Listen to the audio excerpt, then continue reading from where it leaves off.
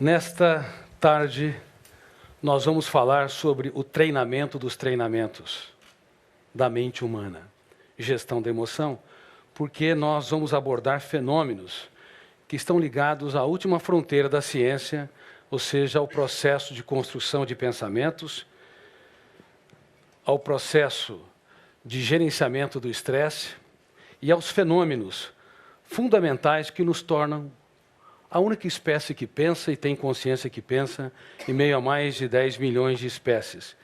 Ou seja, nos tornamos seres humanos pensantes. Mas por que todos os dias a nossa mente é uma usina de ideias e pensamentos? Por que é uma usina de emoções? Você pode interromper o curso do seu carro, mas você nunca vai poder interromper o curso dos seus pensamentos. Até os fenômenos que podem patrocinar a meditação e relaxamento, no máximo desaceleram os pensamentos, porque a tentativa de interrupção já é um pensamento. A partir desta conferência, talvez você vai entender como nós somos tão complexos e complicados. Quando nós não temos problemas, nós os criamos. Vocês criam os seus problemas? Então são normais. Quando eu estava no ensino médio, eu era a segunda nota da classe. Alguém já foi segunda nota da classe? Primeira nota? Eu era a segunda nota de baixo para cima. Eu era desconcentrado, a minha mente viajava por vários lugares, talvez outros planetas. A multiplicidade de pensamentos e emoções me faziam não ter aquilo que Platão preconizava para se tornar um pensador. O deleite do prazer de aprender. E aquilo que Paulo Freire também sonhava. A autonomia. Os colegas de classe se reuniram para falar sobre os seus projetos de vida. O que seriam, que curso fariam e o que desejariam para a sua vida socioprofissional. Então, alguns disseram que iriam ser engenheiros, outros professores, e eu, que era famoso entre os meus colegas, diziam que eu só tinha um caderno, não tinha nada escrito.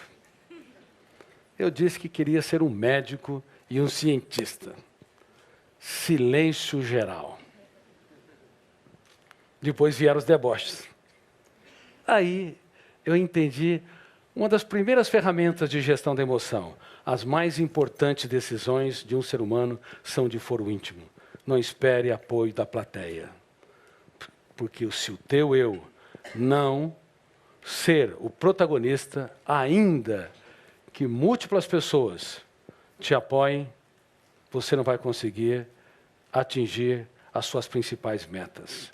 Grandes decisões implicam em escolhas importantes e todas as escolhas têm perdas. Você não pode jamais conquistar o essencial se não perder o trivial.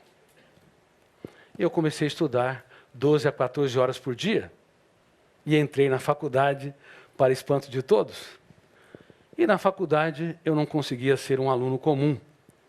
Eu era um questionador. Eu nunca conseguia aceitar as informações sem passar pelo crivo da minha crítica. E nunca se esqueça, se você não tiver consciência crítica, a tua emoção e a tua mente será terra de ninguém. Nunca aceite nada passivamente. Caso contrário, o teu eu vai ter dificuldades de se tornar autor da própria história. Muitas pessoas se sentem ofendidas, rejeitadas, criticadas, excluídas, não apenas porque existem estímulos estressantes, mas porque o seu eu não é protagonista. Elas compram aquilo que não lhes pertence. A sua mente é terra de ninguém. E isso é um dos fenômenos que tem levado ao adoecimento psíquico coletivo. Eu não sei se vocês sabiam, uma em cada 2 pessoas, de acordo com pesquisas internacionais, cedo ou tarde, vai desenvolver um transtorno psiquiátrico. Olhe para quem está do seu lado. Se não for você, vai ser ele ou ela. E se você apontou o dedo para ele ou para ela, a tua situação é pior.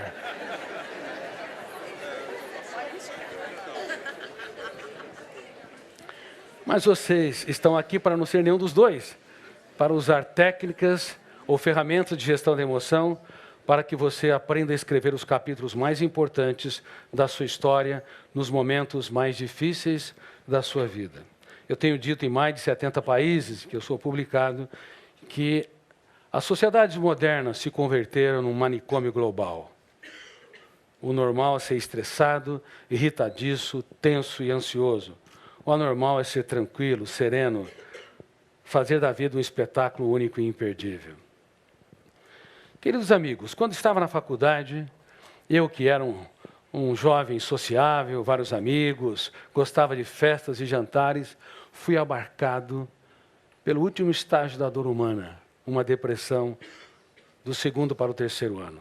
E eu percebi que as lágrimas que nós não temos coragem de chorar são mais cálidas, densas e importantes do que aquelas que se encenam no teatro do rosto. Há muitas celebridades, e eu faço gestão da emoção com celebridades, alguém, às vezes, número 1. A primeira coisa que eu falo para ela, você está numa desvantagem emocional enorme, porque a emoção é democrática, está debaixo do holofote da mídia, nem de longe fomenta mais alegria, prazer, encantamento, capacidade de você se reinventar nas dificuldades. Ter não é ser. Se você é aplaudido, mas se não se aplaudir, você pode ser miserável no único lugar em que é inadmissível ser um paupérrimo. E eu não sabia me abraçar, me aplaudir, me proteger. Era sociável, mas era um miserável no teatro da minha emoção. E quem aqui tem esse índice de miserabilidade? Quem aqui tem um caso de amor com a sua saúde emocional? Quem tem seguro de vida aqui? Ou seguro de carro, ou seguro empresarial? Levante as mãos. Levante as mãos. Parabéns. Quem tem seguro emocional? Levante as mãos. Parabéns pela honestidade. Em todos os lugares é a mesma coisa. Dando conferências no Vale do Silício, treinando líderes nos Estados Unidos. Quem tem algum tipo de seguro? Claro, lá tem seguro até por acidente nas calçadas. Mas as pessoas não têm seguro emocional. Isso indica que a nossa espécie, ela de fato está adoecendo rápido e coletivamente. Ela é anacrônica, desinteligente, está no tempo da pedra em termos de gestão da emoção. Por isso que está havendo uma epidemia de suicídios, de depressão, de ansiedade, no mundo todo. Transtorno do pânico, doenças psicossomáticas, até cânceres. Por exemplo, na época que eu fazia faculdade de medicina, 1 em cada 20 pessoas desenvolvia um câncer. E nós esperávamos, no século XXI, controlando os fatores exógenos, tabagismo, alcoolismo, pesticidas, poluição ambiental, sobrariam os fatores endógenos, genéticos. E as estatísticas seriam generosas, 1 para 50, 1 para 100. E eu tenho alertado cientistas que nós mexemos na caixa preta do funcionamento da mente. Nós estamos em 1 para 4 e 1 para 5. 1 em cada 4 pessoas ou 5 pessoas vai desenvolver um tumor cancerígeno. E só os fatores genéticos e exógenos não explicam, e nem mesmo o envelhecimento da sociedade, a vida média se prolongando, não explicam por que células egoístas, que são as células cancerígenas, que querem ter voo solo, que não se preocupem com o equilíbrio e a homeostase do corpo, têm gerado tumores e têm levado a esse caos mundial. Nós temos que entender que uma mente esgotada, tensa, estressante, diminui a imunidade e também pode fomentar com que essas células apareçam em níveis que não apareciam no passado. Se proteger é muito importante. Gerir a sua emoção é a sua maior responsabilidade. Porque se você for irresponsável em preservar os recursos naturais do planeta emoção, você pode ser ótimo para a sociedade, será um carrasco de si mesmo. Eu dou treinamentos para executivos, quando eu tenho tempo, e meu tempo realmente é muito escasso.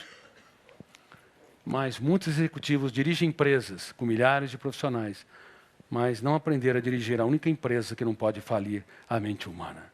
E no mundo todo, profissionais altamente competentes têm se tornado algozes de si mesmos. tem falido a empresa mental. E eu estava lá, na minha crise depressiva, e aprendi mais uma ferramenta de gestão da emoção que norteou a minha história. Ou a dor nos constrói ou nos destrói. E vocês já devem ter ouvido esta tese, que com o passar do tempo, as pessoas amadurecem. Com o passar do tempo, elas se tranquilizam, se tornam mais sábias. As dores, perdas e frustrações patrocinam uma personalidade mais equilibrada. Ledo engano.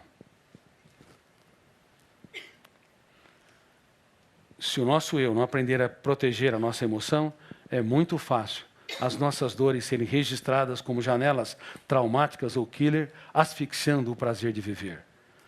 Frustrações, mágoas, decepções, traições não fomentam, não nutrem por si só a sabedoria, a capacidade de uma pessoa se reinventar, de ser líder de si mesmo, de aplaudir a vida. A tendência é ocorrer um registro na memória, involuntário e inconsciente, formando cárceres mentais. E na minha nova obra, que estou escrevendo, deve ser publicada em setembro, outubro, chamado Prisioneiros da Mente, e que deve se tornar um seriado internacional, eu digo que no cérebro humano há mais cárceres do que nas cidades mais violentas do mundo. E nós não sabíamos disso porque não havíamos estudado esta última fronteira da ciência, o mundo onde nascem os pensamentos, os tipos de pensamentos, a natureza dos pensamentos e a gestão dos pensamentos e das emoções.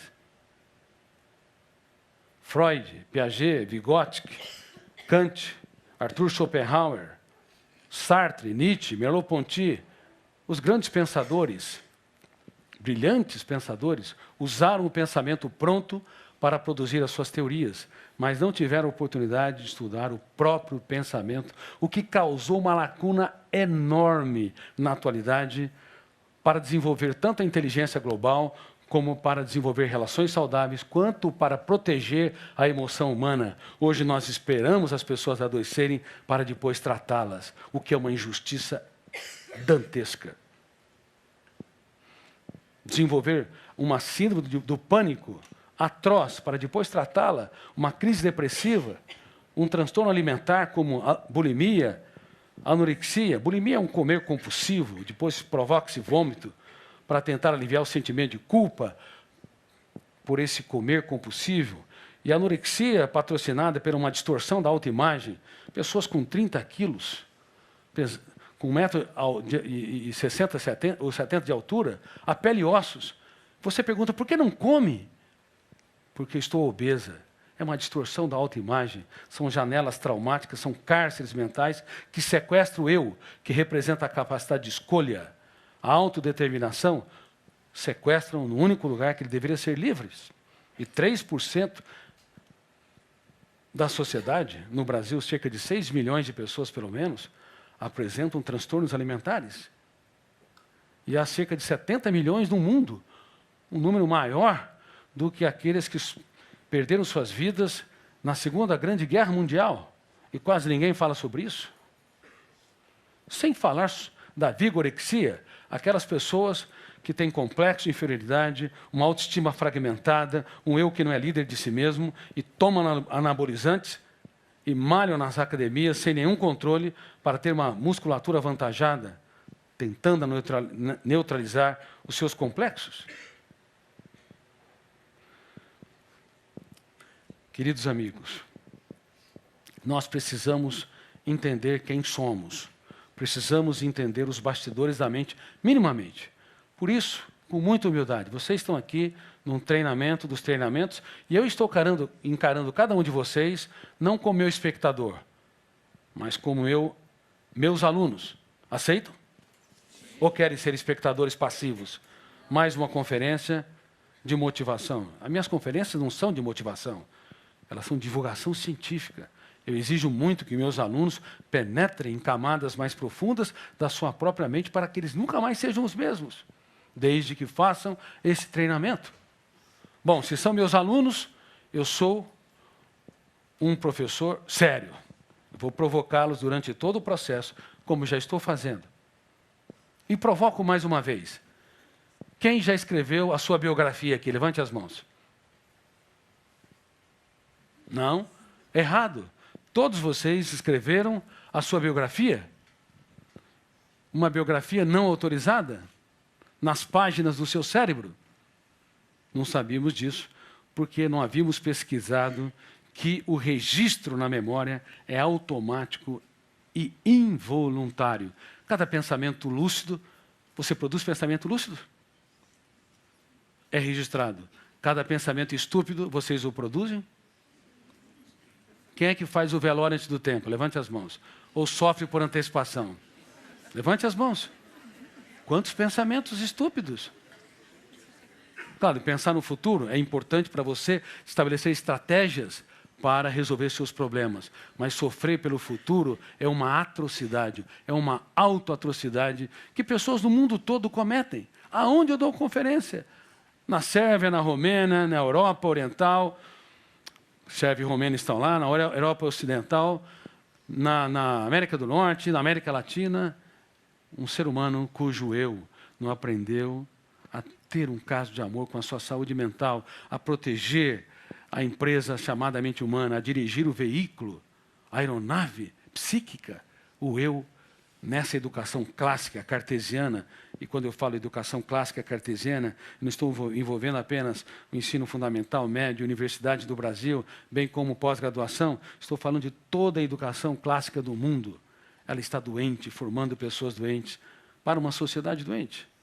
Mesmo as melhores universidades não ensinam minimamente que é um biógrafo no cérebro, que registra tudo automaticamente e que eu chamo de fenômeno RAM, registro automático da memória. Por exemplo, se você detesta alguém e quer vê-lo a quilômetros de distância da sua história, sinto muito, ele vai dormir com você. Por quê? Porque o fenômeno RAM, registro automático da memória, vai arquivá-lo e de maneira privilegiada, porque você rejeitou e não protegeu a emoção. Por isso que a nossa espécie, a única que pensa e tem consciência que pensa, nunca estudou muito a condição de ser Homo sapiens. Pensante. Nunca honrou de maneira adequada a própria estrutura e a construção de pensamentos. Não estudou esses fenômenos.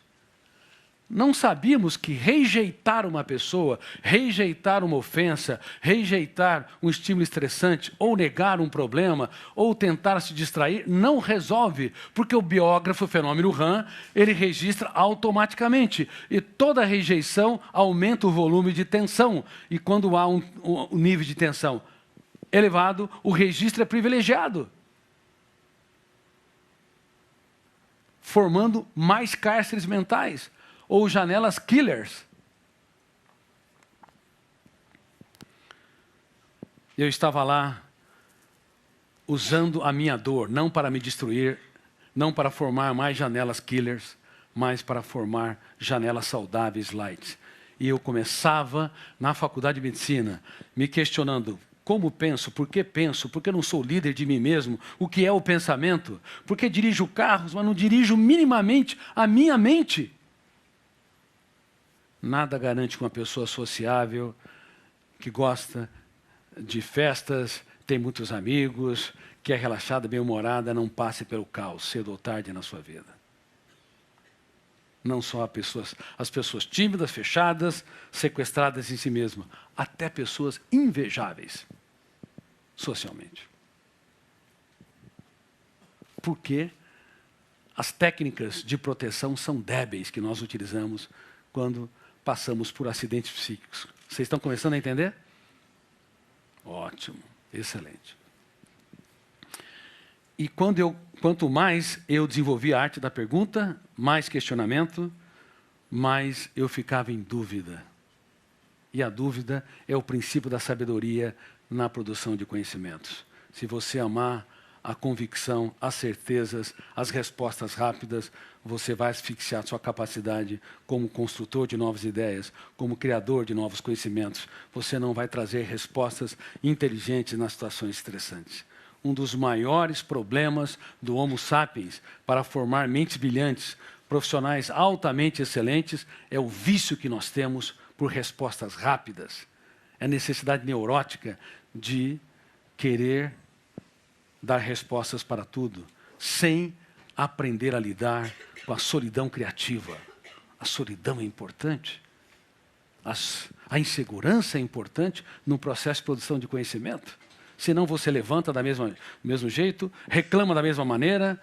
Quando você abre a boca, todo mundo sabe o que vem pela frente. Você não impacta ninguém, nem a você mesmo.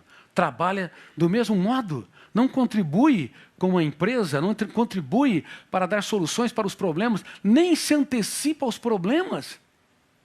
Não contribui na sua família para encantar, movimentar, inspirar seus filhos, seu parceiro ou parceira, seu namorado ou namorada. As pessoas são mentalmente engessadas. Não tem gestão da emoção. Sabe quantos encarcerados tem no Brasil? Detentos em presídios de ferro? Mais de 700 mil pessoas. Terceiro lugar do mundo. Segundo lugar é a China, que tem 7 vezes mais que a população brasileira e tem 3 vezes mais a população carcerária. Primeiro lugar, os Estados Unidos, que tem 3 vezes mais que a população carcerária que a brasileira. Há mais de 700 mil pessoas encarceradas fisicamente nesse país. E há dezenas de milhões de pessoas encarceradas mentalmente, emocionalmente nesse país. Reitero, há mais cárceres mentais do que nas cidades mais violentas do mundo. E o biógrafo, chamado fenômeno RAM, registro automático da memória, todos os dias está construindo mais cárceres. Por isso, você tem de aprender a impugnar, discordar, confrontar cada pensamento perturbador. Quem toma banho aqui, levante as mãos. Mas que banho? Banho físico ou emocional? Quem toma 2 banhos por dia? Por dia? 3. Se você tomar 4, eu vou conversar consigo. 5. Aí já é talvez um transtorno obsessivo compulsivo.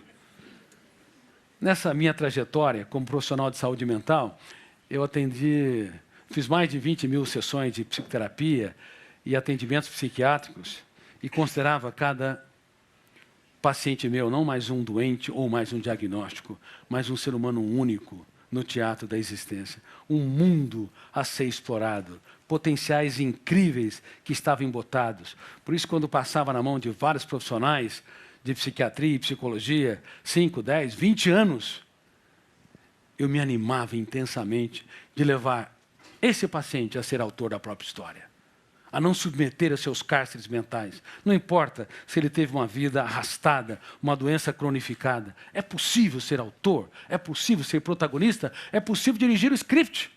Desde que nós saiamos na figura do teatro, da plateia, entremos no palco da mente e nos tornemos protagonistas, atores ou atrizes principais, diretores do nosso script. Mas o ser humano não é assim. Normalmente, ele é conformista, ou até tem autopiedade, um coitadista, acaricia seus próprios transtornos. E não é treinado, deveria ser treinado por todo psicólogo, todo psiquiatra, médicos, neurologistas, a ser um protagonista, a impugnar cada pensamento perturbador, porque se você não o faz, ele é registrado. E isso é um reflexo de higiene mental. Se você escova os dentes a cada 4 ou 6 horas, mas não faz a higiene mental na sua mente, você está cometendo quase que um crime contra a saúde psíquica. E nós cometemos esse crime, porque a educação racionalista, lógica, nos ensina a conhecer o mundo em que estamos, mas quase nada sobre o mundo que somos.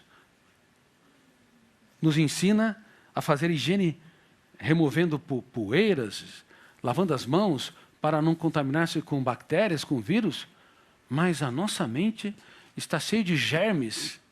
A nossa mente, metaforicamente, está saturada de pensamentos perturbadores, sentimento de culpa, autopunição, autocobrança. Quem cobra demais os outros aqui? Levante as mãos. Parabéns, houve algumas pessoas sinceras aí. Alguns se esconderam a meio fio. Tá. Quem cobra demais de si? Levante as mãos.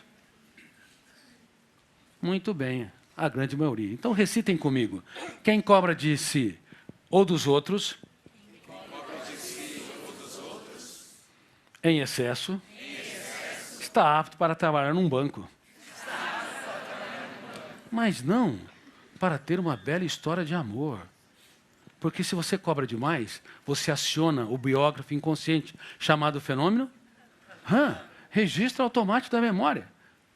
Roberto Carlos impugnou a sua biografia não autorizada. Não vou entrar em detalhes, nem vou julgá-lo. Não sei se ele não gostou do que escreveram, estava incorreto sobre a sua biografia, certas experiências, ou se ele não queria expressar ou deixar em público a sua intimidade. O que ele não sabia é que o ser humano não sabe, bilhões de seres humanos não sabem, é que nós temos um biógrafo implacável dentro de nós, que todos os dias está definindo quem você é.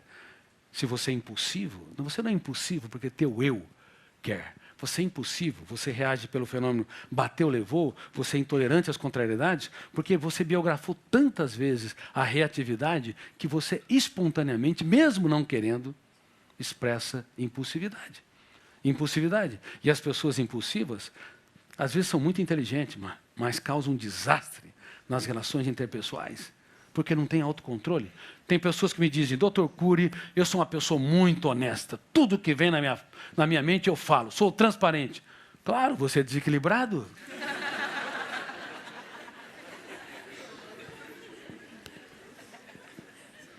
Pessoas assim machucam demais quem está ao seu redor, as pessoas mais íntimas. Esse tipo de transparência, na verdade, revela um descontrole atroz do eu como gestor da emoção, do eu como gestor da mente humana. E nós não sabíamos disso, porque não havíamos, mais uma vez, estudado essa complexa área. Uma pessoa que tem autocontrole não reage pelo fenômeno bateu, levou. Bateu, levou é ótimo para a física, péssimo para as relações humanas. Uma pessoa madura, ela tem compromisso com o silêncio. Quem não é fiel à sua consciência tem uma dívida impagável consigo mesmo. Mas não é qualquer tipo de silêncio. O silêncio intimidante, o silêncio subserviente, mas o silêncio proativo, onde eu me calo por fora e eu grito por dentro. Quem me ofendeu? Por que me ofendeu? Em que circunstâncias me ofendeu? Devo eu ser escravo do meu ofensor? Ou minha paz vale ouro, o resto é insignificante? Dá para vocês entenderem, se no mundo todo nós educássemos o nosso eu para ser líderes de nós mesmos, nós preveniríamos suicídios, transtornos emocionais, desenvolveríamos relações saudáveis, as nossas empresas não seriam tão estressantes, as escolas não seriam um canteiro de ansiedade. As sociedades modernas, reitero, tornaram-se um manicômio global. E tenho sido uma das vozes solitárias, escrevendo livros como O Futuro da Humanidade, O Vendedor de Sonhos, O Homem Mais Inteligente da História, que foi o livro mais lido ano passado. Esse romance psiquiátrico que fala de um personagem extremamente conhecido, mas pouco compreendido no funcionamento da sua mente, o mestre dos mestres. As religiões todas falharam em não estudar a mente de Jesus sobre os ângulos das ciências humanas.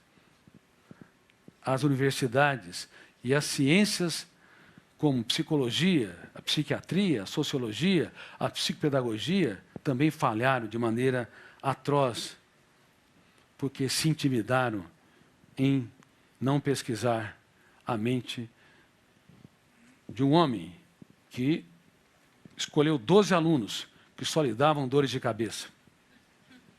Pedro era hiperativo, tenso e ansioso. João, que todo mundo diz que era o mais amoroso, ele era bipolar. No momento era gentil, generoso, no outro queria eliminar quem não andava com seu mestre. Tomé era paranoico, acreditava na teoria da conspiração.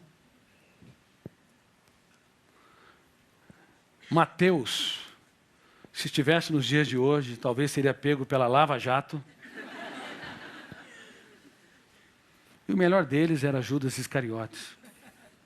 O mais dosado, o mais sereno, com mais vocação social, mas que tinha um defeito na estrutura do eu. Seu eu não era gestor minimamente da sua emoção. Ele não era capaz de mapear os seus fantasmas mentais. Portanto, não era autor da sua própria história.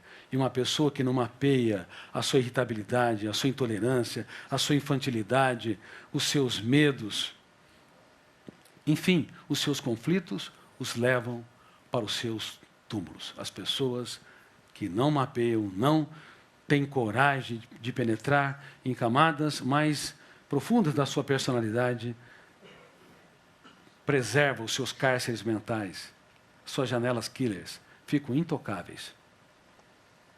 Serão tímidas ao longo de toda a vida, fóbicas, glossofobia, medo de falar em público ao longo de toda a vida, claustrofóbica, medo de lugar fechado ao longo de toda a sua história, terão medo do futuro, serão assombrados pelos seus fantasmas mentais. Não tenha medo da vida. Tenha medo, sim, de não vivê-la de maneira inteligente. Não tenha medo de quem você é. Tenha medo, sim, de não se conhecer. Não tenha medo dos capítulos dramáticos. Tenha medo, sim, de não colocar vírgulas para escrever textos nobres em seus dias mais tristes. Bom, o homem mais inteligente da história usou essa estirpe de jovens que, como eu lhes disse, só lhes davam problemas, e ele produziu a maior startup mundial. Mudou a história da humanidade. Vocês teriam coragem de trabalhar com jovens arredios, tensos, ansiosos, escolhê-los, aqueles que estão no fim da fila, e fazer deles ícones capazes de reciclar todos os parâmetros da sociedade? O risco era grande. Ele, de fato, na minha opinião, eu que fui um dos maiores ateus que pisou nessa terra, quando eu estudei a mente desse homem, eu me curvei aos pés da sua inteligência. Eu entendi que nunca alguém tão grande se fez tão pequeno para tornar os pequenos grandes. Queridos amigos, como pode o ser humano que tem tantas habilidades não utilizá-las e viver de maneira tão tosca e tão débil? Como pode um ser humano que tem capacidade para libertar o seu imaginário e desenvolver conhecimentos e soluções incríveis, reagir pelo fenômeno ação e reação, comprar aquilo que não lhe pertence? Vocês teriam coragem de ir no supermercado e comprar alimentos putrefados, ou com prazo, ou com data vencida de validade? Teriam coragem? Mas por que um olhar atravessado estraga, às vezes, o nosso dia? Por que uma crítica estraga a semana? Por que nós compramos alimentos emocionais e intelectuais sem nenhuma qualidade e pagamos caro? É um contrassenso? É reflexo de uma espécie inteligente? Sim, uma espécie inteligente que nunca conheceu as matrizes da própria inteligência.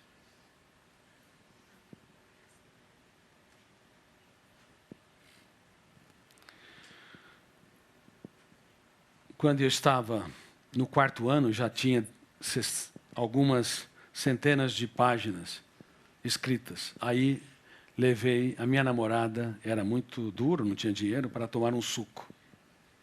Ela foi toda feliz, estava no início do relacionamento, e de repente caiu um bilhete do meu bolso. Ela achou que se tratava de outra garota. O que significa isso? Eu falei para ela: olha, eu não sou muito normal. Estou escrevendo uma teoria sobre o funcionamento da mente, porque eu observava o comportamento das pessoas, reações, atitudes, escrevia percorri o mundo das ideias. E ela fazia o 2º ano de medicina, eu o 4º ano. O que um estudante de medicina tem a ver com estudar a mente humana, pensamentos, a construção das ideias, liderança sobre a psique? Parecia um delírio. Mas nunca se esqueça, uma vida sem sonhos é um céu sem estrelas, é uma manhã sem orvalhos, é uma mente sem criatividade.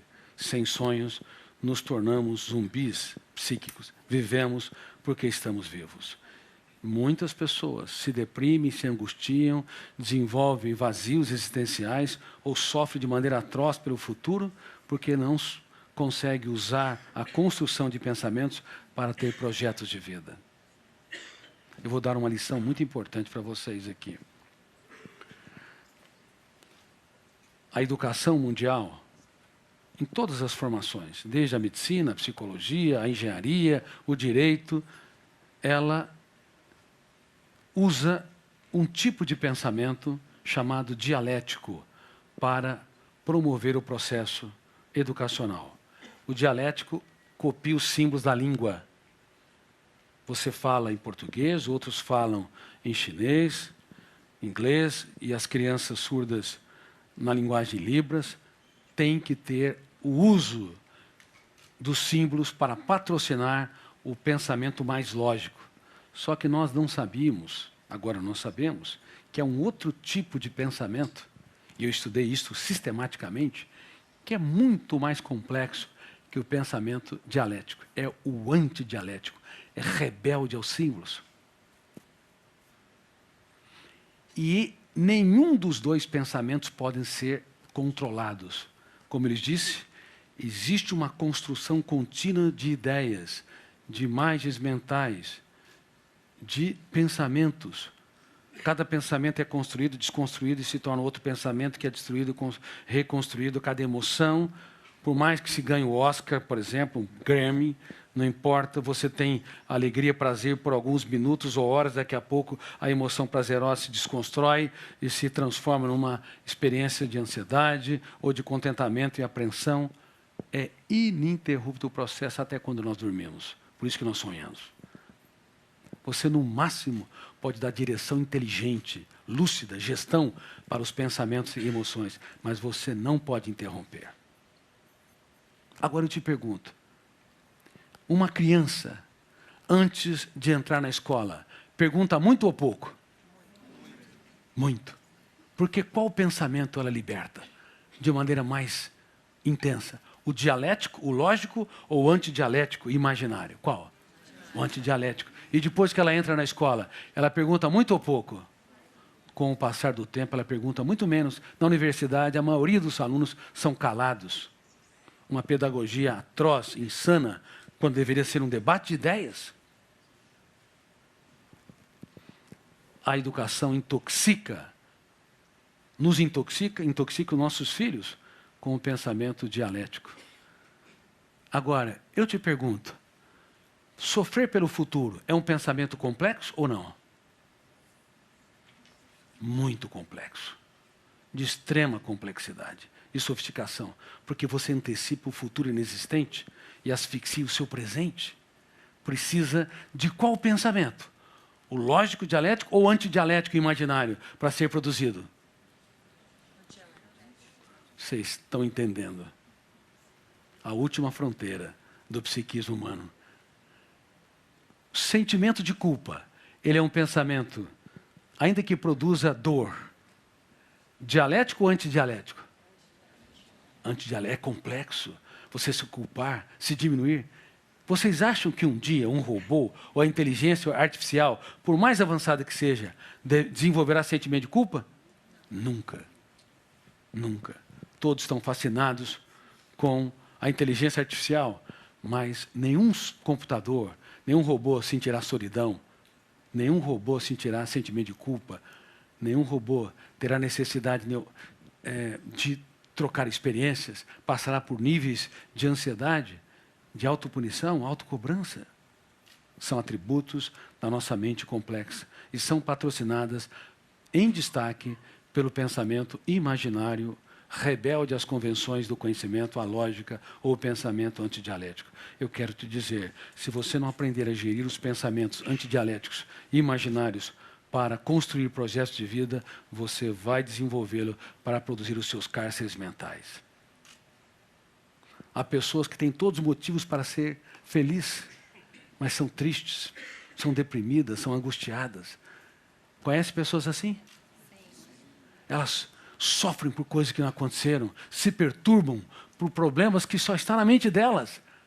São pessimistas, mórbidas, hipersensíveis, pequenos problemas têm um impacto muito grande. Elas são complexas? Sim, são complexas, mas porque nunca aprenderam a impugnar cada pensamento, o seu eu nunca aprendeu a desenvolver a arte da dúvida, da crítica e da determinação, DCD, duvidar de tudo aquilo que me controla, criticar cada ideia perturbadora e determinar ser livre várias vezes por dia, assim como você usa uma escova de dentes para fazer higiene bucal, você tem que usar a técnica do DCD para fazer a higiene mental. E não se sabia disso. E nós não fazemos higiene mental no mundo todo. Toma-se banho algumas vezes por dia. Eu já tive pacientes que tomavam 40 banhos por dia. Era escravo do processo obsessivo-compulsivo. Mas nós não ensinamos nossos filhos que estão desenvolvendo tantos pensamentos perturbadores que vocês nem imaginam. Não ensinamos minimamente eles a impugnarem, discordarem, confrontarem. Por isso que eu tenho falado para plateias de juízes, magistrados, plateias e mais plateias, que estamos assistindo um assassinato coletivo da infância no mundo todo. As crianças têm tempo para tudo, mas não têm tempo para ter infância, para brincar, se reinventar e para desenvolver um eu protagonista da sua própria história. Um eu que duvida de tudo que controla, que critica o lixo mental e determina se reinventar. Aprende-se matemática, física, química, biologia, competências técnicas, mas fica intocável o único lugar que nós deveríamos ser líderes de nós mesmos. E por isso que há muitos miseráveis morando em palácios. Já tratei de pessoas multimilionárias, mas que empobreceram num único lugar que é inadmissível ser pobre dentro de si mesmo, porque era escravo dos seus pensamentos dialéticos e antidialéticos. Queridos amigos, no 6º ano, bom, quando caiu aquele bilhete, eu falei para minha esposa que não era muito normal, ela apostou no relacionamento, nós não nos separamos, e no 6º ano eu tinha 400 páginas, procurei uma editora. Sabe quantas queriam publicar meu livro? Nenhuma. Aí eu resolvi trabalhar e ir atrás do sucesso. Logo me tornei consultor do jornal Folha de São Paulo, fazia matéria em várias redes de TV e percebi que estava atraindo o meu sonho. E você pode, quando traz seu sonho, desenvolver um estado de angústia, porque eles nutrem a nossa motivação existencial. O sonho de escrever uma nova teoria. Então saí de São Paulo, fui para o interior para ser um profissional anônimo e ali atendi os meus pacientes da cidade, da região, depois de outros estados, depois de outros países. E nos intervalos, nos feriados, nos finais de semana escrevi a teoria. Agora passaram-se cerca de 25 anos, 3.000 páginas. Quem vai publicar um livro tão grande? Resumi o livro e procurei outras editoras e, mais uma vez, eu percebi que se você não tiver um sonho que te controla, aquele sonho não é um projeto, é um desejo. Desejo não resiste ao calor dos problemas na segunda-feira. Desejo não consegue suportar as intempéries, as vaias, as críticas e as rejeições. Só os sonhos são capazes de nos controlar. E principalmente os sonhos que te levam você a dar o melhor de si para que a humanidade, para que a sociedade seja mais generosa, altruísta e solidária. E aí uma editora apostou no projeto, eu publiquei, tive que reciclar 500 termos, porque estava muito difícil de compreender o livro, publiquei o livro Inteligência Multifocal. Fiquei feliz por um lado, por outro lado, triste. Porque, apesar de ter reciclado 500 termos, quase ninguém entendeu o que eu escrevia. E eu tive que, mais uma vez, gerir a minha emoção para sobreviver. Ou desistia ou transformava o complexo no simples, o que é muito difícil. Então, eu escrevia e reescrevia cerca de 10 vezes cada uma das minhas obras. E o tempo passou. Hoje são 50 livros. E vocês sabem o resultado, com muita humildade, sem nenhuma ostentação. Eu tenho sido o autor mais lido do Brasil nos últimos 20 anos. Mas qual que é o meu alicerce? Não são os aplausos que eu recebo. São as perdas que eu sofri. As lágrimas que eu chorei, que eu nunca tive coragem de chorar. Os meus fracassos nunca desprezam as raízes que constituem a tua personalidade. Porque elas é que patrocinam as suas primaveras e as suas flores. Produzir pesquisas, conhecimentos, num país que não valoriza seus cientistas, e ainda mais ciência básica, é uma tarefa árdua, mas vale a pena. E lembre-se do que eu lhes contei da minha história. Eu era a segunda nota da classe, de baixo para cima. Passado tanto tempo, eu recebi o título de membro de honra de uma academia de gênios da Europa. Eu falei, membro de honra de academia de gênios? Como eu engano bem, hein? Chega num momento que não importa os títulos, o que importa é quem você é. Nunca perca a sua essência, porque ela é a que pode abrir as portas para você realizar coisas incríveis, para contribuir com a sociedade e para reciclar a sua própria história. E dentro de toda essa produção de conhecimento, eu descobri algumas síndromes. Uma delas é a síndrome do pensamento acelerado. Pensar é bom, pensar com consciência crítica é ótimo. Pensar demais, sem gerenciamento, é uma bomba contra a saúde psíquica. Gera um esgotamento cerebral atroz. Agora eu quero que vocês relaxem, respirem profundamente, porque eu quero fazer um teste se você tem a síndrome do pensamento acelerado ou não. Como está a sua qualidade de vida? Relaxem, relaxem as suas pernas, coloquem em posição confortável as suas mãos. Eu quero que você sorrie muito, porque o caso é de chorar. Mas não se preocupe se estão estressados. Só te peço uma coisa, lembre-se, seja honesto consigo mesmo, porque quem não mapeia a sua história leva para o seu túmulo os seus conflitos. E a maioria o leva. A grande maioria dos seres humanos de todas as culturas. Quem acorda cansado? Levante as mãos. Dores de cabeça ou dores musculares? Levante bem as mãos. Uma plateia com dores de cabeça. Quem tem dificuldade de conviver com pessoas lentas? Vou tomar um pouco de água. Vocês me assustaram. Não é que as pessoas sejam lentas, é que vocês são. E o problema é que toda pessoa acelerada ama acelerar os outros. Toda pessoa agitada quer todo mundo agitado. Agora vocês sabem que celulares não são estéreis. Quando Steve Jobs, em 2007, lançou os celulares, ele não imaginava que seria uma febre tremenda. Porque os aplicativos, as redes sociais, é que fomentam esse processo todo. E mexe com o mecanismo da dopamina. Frustração e prazer, o garoto ou o adulto envia uma mensagem, ela ou ele não deu like, ataque de ansiedade. Antigamente, existiam ciúmes. Nós esperávamos que no século XXI, ciúmes não existisse, porque as pessoas são mais livres, mais tranquilas, redes sociais, muitos amigos. Mas como ela não dá like, antigamente no telefone fixo falava-se a cada 15 dias com ela ou com ele, agora cada minuto quer saber onde está. Há uma atrocidade, um controle atroz. O ciúmes voltou com toda a carga na atualidade. Pessoas que não sabem sofrer uma ruptura. E principalmente mulheres. Vocês têm que ser apaixonadas pela vida, porque, sinceramente, vocês representam o que há de melhor na humanidade. São mais inteligentes, altruístas e solidários.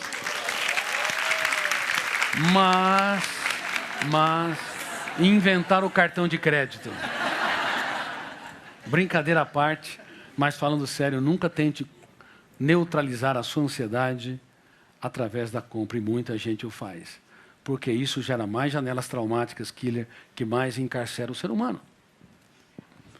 Queridos amigos, se uma criança de 7 anos de idade tem mais informações que o imperador romano, imagine você. Um jornal, The New York Times, tem mais informações que um ser humano médio adquiria durante a sua existência, nos séculos passados, excetuando o século XX. Não é suportável. O biógrafo satura o cérebro e estimula o gatilho da memória, que é um copiloto do eu. Detona o gatilho. Enquanto vocês estão me ouvindo, o gatilho está sendo disparado, abre janela, segundo o copiloto. Se encontra uma janela killer, a âncora fecha o circuito da memória, terceiro copiloto inconsciente, e naquele momento que fechou o circuito, nós deixamos de ser homo sapiens, nos tornamos homos bios, animais, agredimos, reagimos, punimos, nos autopunimos, ou seja, não temos nenhuma gestão de emoção. Então, quando o gatilho dispara, primeiro o copiloto abre janelas killer, o risco da âncora fechar o circuito e milhares de janelas com milhões de dados não serem acessados é alto. Por isso que os pais perdem os seus filhos. Eles são deselegantes, julgam, criticam e não abraçam, não sabe apoiar quem falhou, não sabe dizer, eu aposto em você apesar da sua dificuldade. E é por isso que, sem gestão de emoção, os casais começam o seu relacionamento no céu do afeto e o terminam no inferno dos atritos.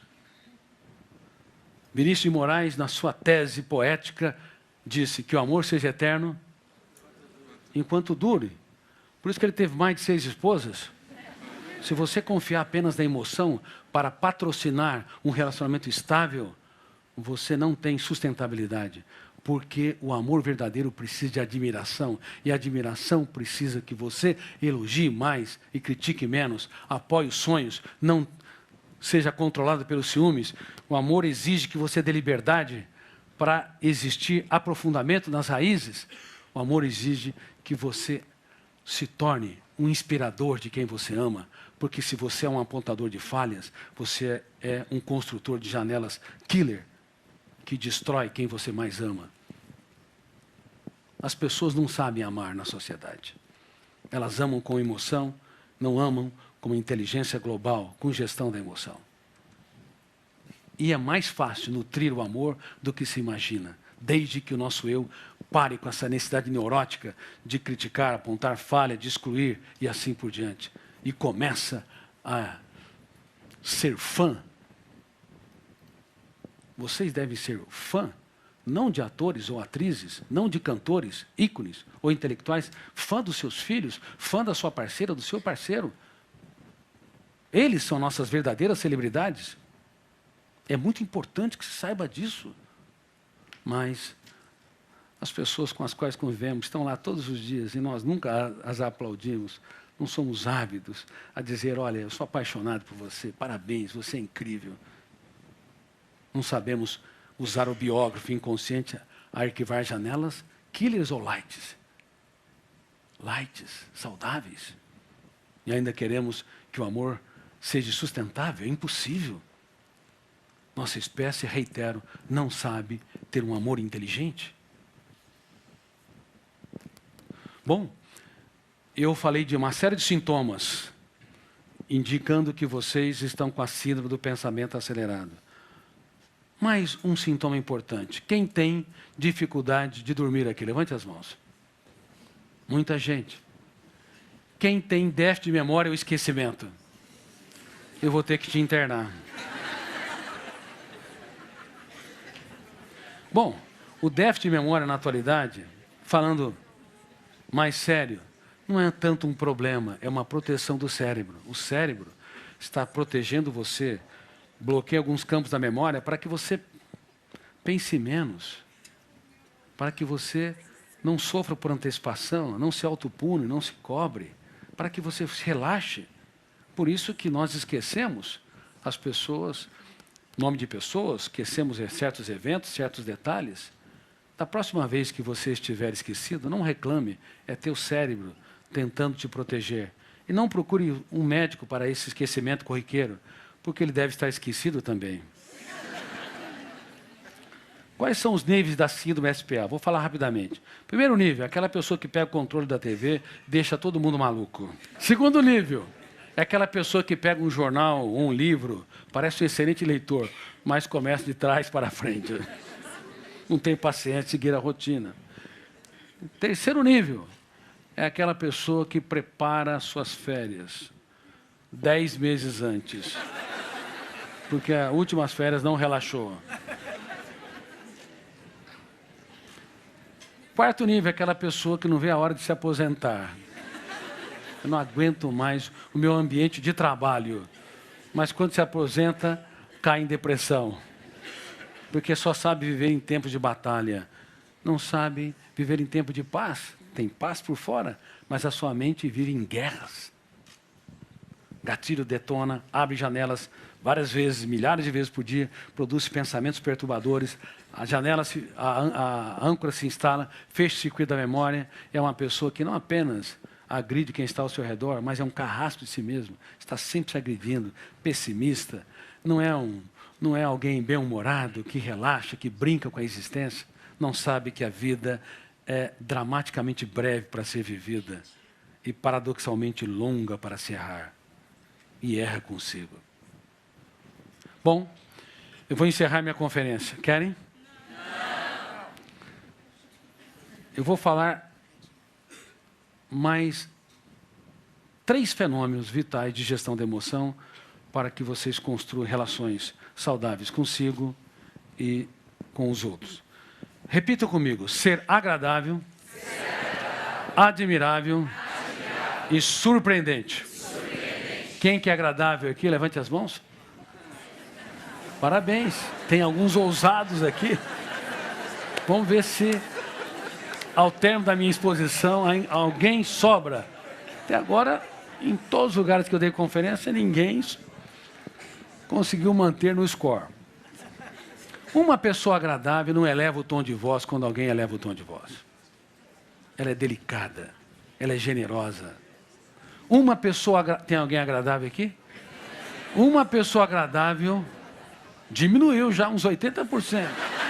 Uma pessoa agradável não compra aquilo que não lhe pertence. Alguém ofendeu, criticou, rejeitou. Minha paz vale ouro. O resto é insignificante. É um consumidor emocional responsável. Uma pessoa agradável também não fica criticando, desferindo golpes, apontando falhas ao seu redor, mas é ávido em celebrar acertos. Uma pessoa agradável celebra acertos todos os dias em relação às pessoas que convivem. Mas tem mulheres que me dizem: Dr. Cury, casei com um homem muito ansioso, até exagero muito. Pense numa pessoa complicada, eu dou um passo para trás. Se você conviver com esse homem 5 minutos, você também vai ter um ataque de ansiedade. Aí eu me aproximo dela e falo: minha filha ou minhas filhas, se vocês escolheram parceiros tão complicados, vocês não devem ser tão fáceis. Porque os semelhantes se atraem. E esses homens serão, eles desenvolverão muito mais os comportamentos que vocês detestam por ter reações que patrocinam a formação de janelas killer. Ou seja, vocês também são a causa, sem perceber, da ansiedade, do descontrole, da irritabilidade deles. Não há santo nessa história. Quando 2 pessoas se escolhem, aí ensino as técnicas. Ser agradável. Aí passo adiante. Uma pessoa agradável, ela não repete 2 vezes a mesma coisa quando corrige alguém.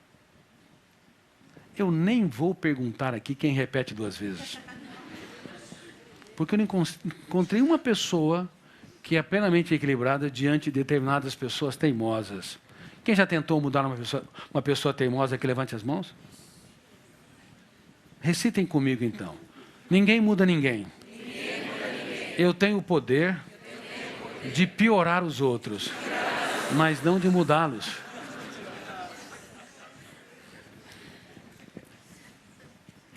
Não sejam repetitivas e repetitivos. Nunca fale 2 vezes a mesma coisa. fazer uma brincadeira e quero que vocês recitem de novo. Estou provocando vocês. Quem repete 2 vezes a mesma coisa é um pouco chato. 3 vezes, medianamente chato. 4 vezes ou mais, é insuportável. Está cheio de maridos insuportáveis, esposas insuportáveis, pais insuportáveis, professores, colegas de trabalho.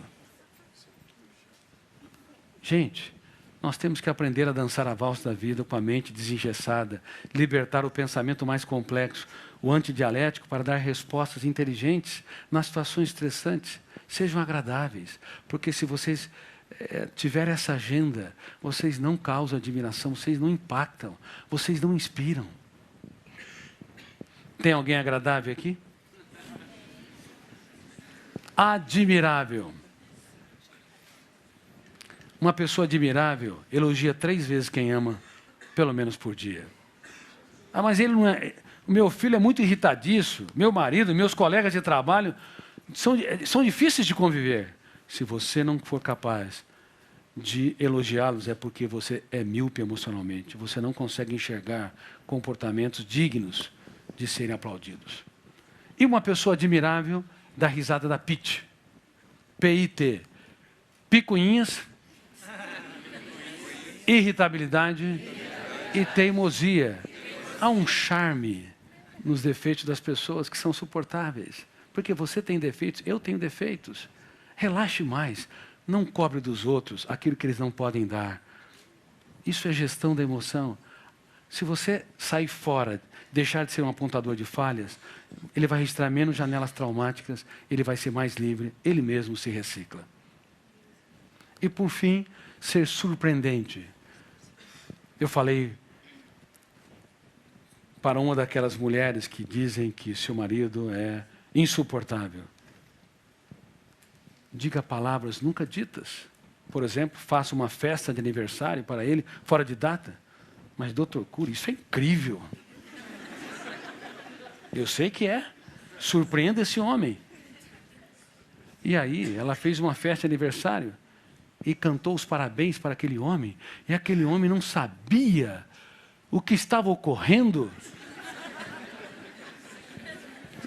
Após terminar, estava entalado uma pergunta. Meu bem, você está ficando louca? Um surto psicótico? Aí ela se aproxima dele e fala, eu não estou ficando louca, querido. Faz muito tempo que ela não falava a palavra querido. Eu estou cantando os parabéns porque de todas as coisas que eu conquistei na vida, você é a melhor delas. Obrigada por existir. Dê parabéns fora de data, dê flores fora de data. Faça elogios únicos. Abrace quem está ao seu redor. Inspire, instigue, provoque a inteligência. Isso é gestão da emoção. E, ao mesmo tempo, se abrace. Não tenha ciúmes. Sabe qual que é a técnica, qual que é a tese mais incrível de ciúmes em relação à gestão da emoção? Ciúmes é saudade de mim. Eu exijo do outro a atenção que não dou para mim. E devido à quantidade de sintomas psíquicos e psicossomáticos que vocês estão apresentando, vocês se abandonaram. Vocês podem ser ótimos para a sociedade, mas não têm tido um caso de amor com a sua saúde emocional. Por isso, eu encerro esta minha conferência pedindo que vocês dêem um abraço em você e permaneça abraçado. Tem gente aqui que nunca se abraçou. E digo essas palavras. Eu te estresso. Te causo muitos problemas. Esqueço de você ao longo da minha história. Te coloco num lugar indigno da minha agenda. Mas de hoje em diante, eu prometo que eu gerirei a minha emoção. Protegerei a minha mente. Serei apaixonado pela minha saúde psíquica. Pois vale a pena viver a vida, mesmo que o mundo desaba sobre nós. E aproveito, convido vocês, pode desabraçar. Desabraçar, não sei se tem esse verbo. Convido vocês a participarem da Academia de Gestão da Emoção e também a Academia de Gestão da Emoção, www.academiadegestandaemoção.com, e também do primeiro Programa Mundial de Prevenção de Suicídios, fundamentado nas teses de gestão da emoção. Está havendo uma epidemia de suicídios no mundo. As pessoas que pensam em suicídio ou têm atos suicidas não querem matar a vida. O que elas querem matar é a dor, o autoabandono, os pensamentos perturbadores e assim por diante, e não sabem. Dentro delas há uma fome e sede de viver. Então, a Academia de Gestão da Emoção, que tem vários cursos, ela também vai desenvolver esse projeto gratuito para todos os povos e todas as culturas. Nunca se esqueça, você não é mais um número na multidão e nós vamos abordar nesse curso. Você é um ser humano insubstituível e inesquecível. Por isso eu quero que vocês levantem, abracem quem está do seu lado e surpreenda com um elogio solene quem você ama.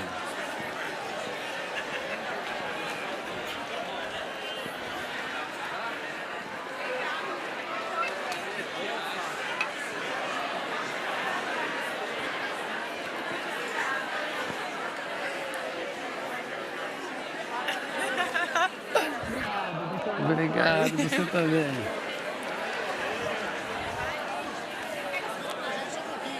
Um abraço pra gente.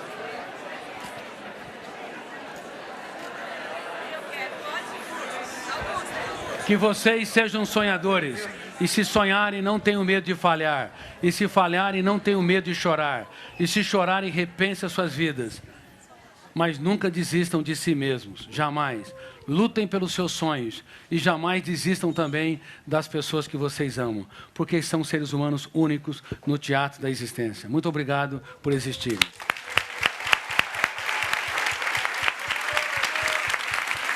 Um beijo. Muito obrigado, muito obrigado, muito obrigado.